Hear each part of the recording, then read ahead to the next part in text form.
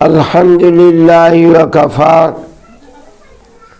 السلام علی عبادہ الذین اصطفیٰ اما بعد اعوذ باللہ من الشیطان الرجیم بسم اللہ الرحمن الرحیم تبارک الذی بیدہ الملک وهو علی کل شیء قدیر الذی خلق الموت والحیاۃ لیبلوکم ایکم احسن عملا وهو العزیز الغفور۔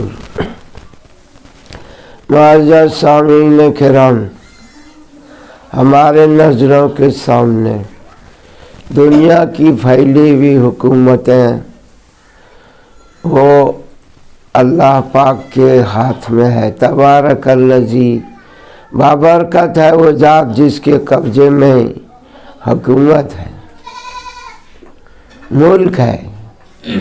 تبارک الذی بیدہ الملک، تو ملک اللہ کے قبضے قدرت میں ہے اور ہر چیز پر اللہ قادر ہے، جسے چاہے عزت دے، حکومت عطا کر دے، اور جسے چاہے ذلیل کر کے نکال دے اور دنیا سے نیست نابود کر دے۔ تو اللہ پاک نے آگے وہ بھی بتایا خلق الموت والحیات، کہ دنیا کے اندر یہ موت و حیات کا جو سلسلہ ہے کہ لوگ پیدا ہو رہے ہیں، لوگ انتقال ہو رہے ہیں، یہ اس لیے بنایا لیبلوکم ایکم احسن عملا، کہ تم میں کون شخص اچھا عمل کرتا ہے اور وہ غالب بخشنے والا ہے۔ اس دنیا کے اندر انسان کو بنایا اشرف المخلوقات، تمام مخلوقات میں بہتر۔ اس سے پہلے اس دنیا کے اندر جنات کی آبادی تھی، یعنی کہ مکلف مخلوق میں جنوں کی آبادی تھی، اور اس کے بعد انسان کو بنایا۔ جن کی پیدائش تو آگ سے ہے، لیکن انسان کو مٹی سے بنایا۔ آدم علیہ السلام کو بنایا اور کرمنا بنی آدم کہا کر اس کا آدم علیہ السلام کے لیے جاعل فی الارض خلیفہ، اور ان کے اولاد کو کرمنا بنی آدم۔ بنی آدم کو میں نے عزت بخشی ہے، اکرام کے لائق بنا دیا۔ گویا کہ انسان کو اللہ نے اعلان کیا کہ یہ تمہارے مکرم ہے، تم اس کا اکرام کرو۔ اس طرح یہ انسان اشرف المخلوقات اپنی ذات اور اپنے اعتبار سے نہیں بنا ہے، بلکہ اللہ کی طرف سے یہ عطا ہے۔ تو اس دنیا کے اندر صحیح راستے پر چلنے کے لیے یوں ہی انسان کو عقل کے سہارے نہیں چھوڑ دیا، انبیاء کا سلسلہ ہوا، اور آخر میں سرور کائنات محمد مصطفیٰ صلی اللہ علیہ وسلم دنیا میں تشریف لائے، اور آپ کو قرآن پاک اللہ نے اپنا کلام سے نوازا۔ انسان مکمل اختیار میں ہے، کیونکہ اس کو پیر بھی دیا گیا، ہاتھ بھی دیا گیا، چلنے کے لیے، کام کرنے کے لیے ہاتھ، دیکھنے کے لیے آنکھ، سننے کے لیے کان، بولنے کے لیے زبان، سمجھنے کے لیے عقل، اور سب چیز انسان کو عطا کیا گیا۔ تو کیا انسان قادر مطلق ہے کہ جو چاہے کر سکتا ہے؟ تو کچھ لوگوں نے یہ سمجھا کہ یہ پھیلی ہوئی جو دنیا ہے، اس میں انسان کو مکمل مختار کل بنا دیا گیا ہے۔ تو یہ فرقہ، اور ایک فرقہ وہ ہوا کہ جو کہتے ہیں کہ انسان مجبور محض ہے، جو قدرت نے تقدیر میں لکھ دیا ہے اس کے سوا کچھ نہیں ہوگا۔ تو کچھ لوگ جبریہ کہلاتے ہیں، جو کہتے ہیں ہم تو مجبور ہیں۔ ایک صاحب باغیچے میں بغیر اجازت چلا گیا اور پھلوں کو توڑنے لگا، تو تو اس نے کہا ارے صاحب یہ آپ کا باغیچہ نہیں ہے، ہمارا باغیچہ ہے، تم بغیر اجازت اندر آ گئے اور بغیر اجازت تو تم پھل توڑنے گئے تو بہت بڑی غلطی کر رہے۔ تو اس نے کہا کہ اللہ پاک نے ہمیں ہاتھ پیر دیا، ہمیں دل میں بات ڈالا، ہم اس کام پہ چڑھ گئے اور ہم تو اس میں توڑنے پھل توڑنے میں مجبور ہیں، ہمارا کوئی قصور نہیں ہے۔ تو یہ لوگوں نے کہا، بہت سمجھایا، نہیں مانا۔ اس کے بعد وہ ڈنٹا لے کر کے گیا اور اس کو مارنا شروع کیا۔ وہ کہا کہ کیوں مجھے مار رہے ہو؟ کہنے گے ہم بھی مجبور ہیں آپ کے اوپر مارنے پر، ہم کیا کریں گے جب تم مان کے نہیں دیتے ہو ہمارے۔ تو پتہ چلا کہ آدمی مجبور محض نہیں ہے۔ حضرت علی رضی اللہ عنہ کو کہا کہ تم ایک پیر اٹھا دو، تو اس نے ایک پیر اٹھا دیا۔ کہا دوسرا بھی اٹھا دو۔ کہا کہ یا رسول اللہ اگر دونوں پیر ایک ساتھ اٹھائیں گے تو گر جائیں گے۔ تو کہا بس سمجھو کہ ارادہ کرنا پہلا قدم ہے اور اس کا پورا کر دینا اللہ کے ہاتھ میں ہے، اتنا اختیار۔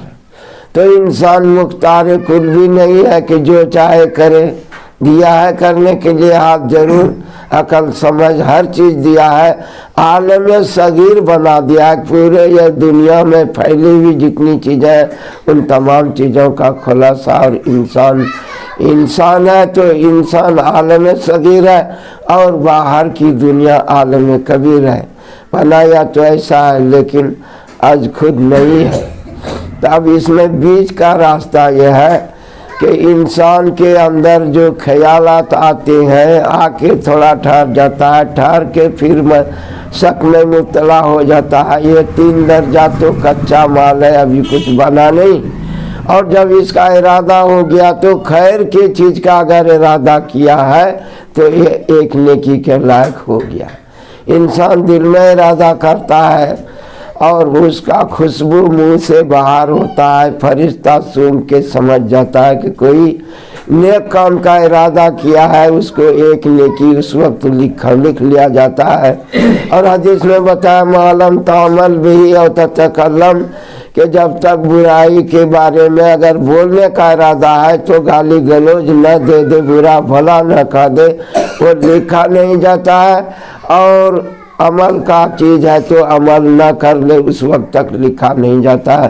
مثلا چوری کی نیت کی اور کیا نہیں ہو سکا تو چور، اس کا سزا نہیں لکھا جائے گا۔ اور نیکی اگر ہے تو ارادے پر ایک نہیں، یہ اللہ کی بڑی مہربانی اور اس امت پر مہربانی ہے کہ نیکی کا محض ارادہ کے درجے میں پہنچ گیا تو اس نیکی کا ایک نیکی شروع ہو گیا، عمل اس کا ایک نیکی لکھا جاتا ہے، اور کر گزرا تو 10 نیکی اس کا کم سے کم درجہ ہے۔ اور برائی اگر نیت کیا، ارادہ کیا اور صادر بھی ہو گیا برائی تو ایک کا ایک ہی لکھا جاتا ہے۔ اس طرح برائی کو 1 لکھا جاتا ہے، نیکی کو 1 کا 10 لکھا جاتا ہے، یہ اللہ کی مہربانی ہے۔ اور پھر اگر قرآن پاک ہے تو باوضو ہے تو 25 نیکیاں ہے، نماز میں پڑھے تو 100 نیکیاں ایک حرف پر ہے۔ اور مثال دے کے سمجھایا کہ الف لام میم یہ جو ہے ایک حرف نہیں ہے بلکہ 3 حرف، اس میں الف بلام حرفن بل الف حرفن بلام حرفن بل میم حرفن، یہ الف ایک حرف ہے، لام ایک حرف ہے، میم ایک حرف ہے، گویا الف لام میم پڑھے تو 30 نیکی ہوگا، اور بغیر وضو کے ہوگا، اگر باوضو ہے تو اس میں 300 نیکی ہوگا۔ اور جو ہے سمجھئے کہ باوضو 75 نیکی ہوگی، نماز میں پڑھا تو 300، اور مکے میں پڑھا تو 3 لاکھ ہوا، مدینے میں پڑھے گا تو 1.5 لاکھ ہوا، اور فلسطین میں جا کے پڑھے گا تو 25 کے حساب سے 2500 اس کے حساب سے ثواب ملے گا۔ تو میرے بھائیوں اور محترم بزرگوں، اب رہ گئے انسان کو ہدایت پانا ہے۔ ہدایت پہ تو اللہ نے فطرت اسلام پہ پیدا کیا، اس کے بعد عادات ڈالنے کے لیے بتایا۔ اب اس میں جو ہے ہدایت پانے کے لیے چونکہ اللہ نے ہدایت، ایمان، یقین اپنے قبضے میں رکھا ہے۔ تو انسان کو اس سلسلے میں 3 کام دیا۔ ایک یہ کہ ہدایت مجھ سے مانگو، میں اپنے پاس رکھا ہوں، مانگو گے تو ملے گا۔ یہ ہم نماز میں اہدنا الصراط المستقیم کہہ کر مانتے ہیں۔ دوسرا درجہ یہ ہے کہ مجاہدہ کرے گا تو اس کے لیے ہدایت کے راستے کھل جائیں گے۔ تو ہدایت کے راستے کھولنے کے لیے محنت مشقت کرے گا، اللہ اس کے لیے راستہ آسان کرے گا، راہیں کھول دے گا۔ اور تیسرا یہ ہے کہ یہدی الیہ من ینیب، اللہ کی طرف میں دل کو لگا کر کے رکھے گا تو اللہ اس کو ہدایت دے گا۔ یہ تیسرا درجہ جو ہے لگتا ہے بڑا آسان ہے کہ خالی دل کو اللہ کی طرف لگاتے ہی اللہ جو ہے سمجھے کہ اس کو ہدایت دیتا ہے، لیکن یہ اتنا آسان نہیں ہے، بلکہ یہ ان 2 درجوں سے بڑھ کر ہے۔ پہلا کام ہے کہ آدمی محنت کرے، الذین جاہدوا فینا لنہدینہم سبلنا، ہم ضرور ہدایت دیں گے ان کے راستے کا۔ اس لیے جس نے ارادہ کیا، محنت شروع کر دیا، اس کو اللہ کی طرف سے ہدایت ملتی ہے۔ تو انسان جو ہے کاسب ہے، فاعل نہیں ہے۔ اب دیکھو یہ انسان کو اپنے اوپر غور کرنا چاہیے کہ ہمیں کتنا اختیار ملا ہے۔ ان کھیتیوں کو دیکھو جو کھیتی سے اناج پیدا کرتے ہیں، پھل فروٹ ملتا ہے، انسانی زندگی کا دار و مدار ہے۔ تو قرآن کہتا انتم تزرعون ام نحن الزارعون، کہ یہ کھیتی تم کرتے ہو یا ہم کرتے ہیں؟ تو کھیتی کرنے والا بارش ہونے پر زمین کو ٹریکٹر سے، جہاز سے، کسی ذریعے سے، کودال پھاوڑے سے اس زمین کو نرم کرتے ہیں اور بیج اس میں ڈالتے ہیں۔ بس اس کے آگے یہ کچھ کر نہیں سکتا ہے، اللہ کی مرضی، اس کی قدرت سے وہ جائے تمام غلے کو اپجانا، پھلوں کا باہر نکالنا، درخت کا پودے کا اگانا، یہ اللہ کا کام ہے۔ پھر اس کے بعد بڑا کرنا، ہوائیں چلانا، دھوپ میں لگانا، اس کو پھل فروٹ کا پکانا، اس میں خوشبو، اس میں مٹھاس، اس میں کھٹاس، یہ کھٹائی مٹھائی ہر چیز، کسی کو رسیلا، کسی کو کس طرح بنانا، پھولوں کا رنگت، ہر ایک کا خوشبو جدا گانا۔ تو ذرا سننے کی چیز ہو، کھانے کی چیز ہو، ایک ہی پانی سے کھٹا میٹھا کڑوا کسیلا اور رنگ برنگ کے پھل پھول سب اللہ پیدا کرتا ہے اور نظر سے دکھا دیتا ہے کہ اتنا اختیار ہے آپ کا کہ آپ اپنی محنت سے وہاں تک بیج ڈالنے کا، درخت لگانے کا ہے، باقی اختیار آپ کا نہیں ہے۔ تو انسان کو نماز کے اندر اگر آتا ہے تو انسان کو اپنا ارادہ اللہ کو دیکھنے کی طرف لگائے، دیکھنے کی طرف لگائے کہ اللہ مجھے دیکھ رہا ہے، یہ دھیان لگاتے رہنا شروع سے آخر تک۔ یہ انسان کی ذمہ داری ہے، مسلمان کو بتایا گیا ہے۔ کان کا ترا ہو کے عبادت میں ایسا دھیان ہو کہ گویا تم دیکھ رہے ہو، اور اگر نہیں دیکھ پاتے ہو تو سمجھو کہ اللہ تمہیں دیکھ رہا ہے۔ تو کارا لگا رہا اسی میں جو ہے اختیاری، نہ پڑا امر غیر اختیاری کے پیچھے۔ عبادت کیے جا مزہ گو نہ آئے، نہ آدھی کو بھی چھوڑ ساری کے پیچھے۔ عبادت میں پورا دھیان لگ جائے، پورا مزہ آ جائے، اللہ کی طرف سے کرم ہے۔ اور آدھا نہیں لگتا ہے، بتکلف نماز پڑھتا ہے تو یہ آدھا ہے۔ تو کہہ رہے ہیں آدھی کو نہ آدھی کو بھی چھوڑ ساری کی پیچھے۔ اسی طریقے سے اس سے انسان پریشان ہوتا ہے کہ ہمارا کام میں دھیان نہیں لگتا ہے، پڑھنے میں دھیان نہیں لگتا ہے، نماز میں دھیان نہیں لگتا ہے۔ تو نہ لگنا یہ بندے کا قصور ہے، لگا دینا اللہ کا کرم پر ہے۔ اسی کیا کہا کہ خبر تجھ کو اتنی بھی نادان ہے، وساوس جو آتے ہیں اس کا ہو غم کیوں۔ یہ انسان کے دل میں وسوسے نماز میں خاص طور سے آتا ہے، باہر میں بھی آتا ہے، ایسا نہیں باہر میں نہیں آتا۔ وساوس جو آتے ہیں اس کا ہو غم کیوں؟ اب بس اپنے جی کو جلانا برا ہے۔ خبر تجھ کو اتنی بھی ناداں نہیں ہے کہ وساوس کا آنا کہ لانا برا ہے۔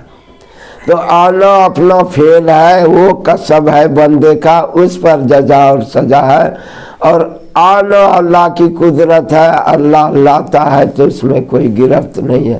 تو آنے اور لانے کا فرق آدمی سمجھ لے۔ قرآن کو خود کہہ رہا فَعَلَمَا فُجُورَهَا وَتَقْوَاهَا کہ ہم اس کے دل میں فجور کو ڈالتے ہیں، گناہ کو خیال ڈالتے ہیں، اور تقویٰ اور اچھائی کو اس سے بچنے کا بھی ڈالتے ہیں۔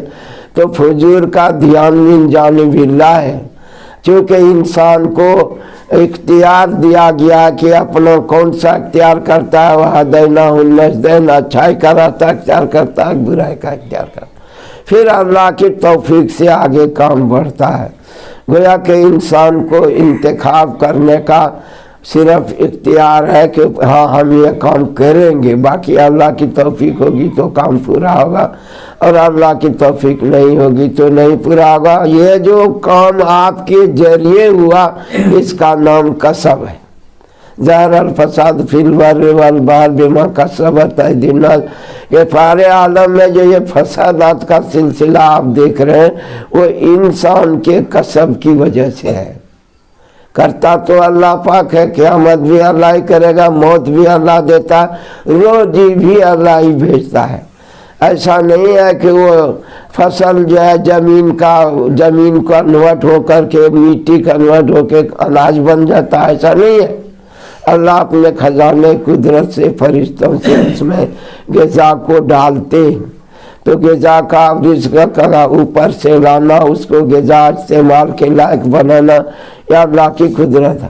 اب انسان کو کرنا یہ ہے کہ انسان اپنے سمجھ بوجھ ارادے سے اسلام قبول کرتا ہے اور لا الہ الا اللہ محمد الرسول اللہ پڑھتا ہے، تو گویا کہ اس کی منمانی ختم ہو گئی، اور اس نے رب چاہی زندگی اختیار کرنے کا اقرار کر لیا۔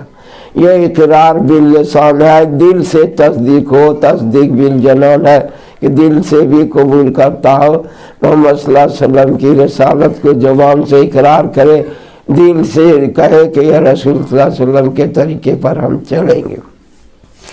تو یہ جو ہے سمجھے کہ انسان کا اسلام ہونا، پھر ایمان اللہ کا عطا کرنا، پھر اعمال پہ کھڑا ہونا نماز ہے۔ تو اس طریقے سے اللہ کی توفیق سے سب کام ہوتا ہے۔ تو انسان کو اختیار دیا ہے، مجبور محض نہیں ہے، انسان مختار کل بھی نہیں ہے۔ انسان کو جتنا اختیار دیا ہے اس کو بروئے کار لاتا ہے، اللہ اس کو آگے پورا کرتا ہے۔ ہدایت کے 3 راستے جو میں نے بتایا، تو انسان کو روزانہ جو ہے ایک مسلمان کو 5 وقت کی وقت پر نماز پڑھنے کا کوشش کرنا، ادا کرنا یہ فرض ہے۔ اس کے علاوہ صبح شام کی تسبیحات پورا کرنا، اسی طرح موقع کی دعا کرنا، اور ایسا ہی قرآن پاک کی تلاوت کا اہتمام کرنا۔ اب اس کے علاوہ اوراد و وظائف ہے جو آپ کو کرنا چاہ رہے ہیں کسی کام کے متعلق، تو وہ کرنے کا الگ سے ہے۔ تو اتنا کام ہر آدمی کرنے لگ جائے کہ 5 وقت کی نماز کی پابندی کرے، اور صبح شام کی تسبیحات پڑھے، اور تلاوت کلام پاک کا اہتمام کرے، اور اسی طریقے سے موقع کی دعا کرے، کہ یہ کامیابی کا درجہ ہے۔